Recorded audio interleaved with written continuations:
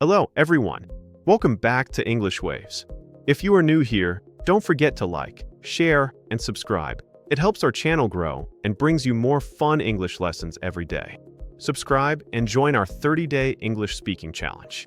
We practice English together, step by step, building your confidence and fluency every single day. That's right.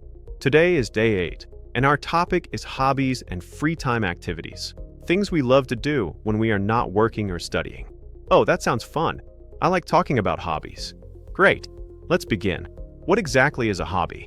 A hobby is something we like to do in our free time, purely for enjoyment and personal satisfaction.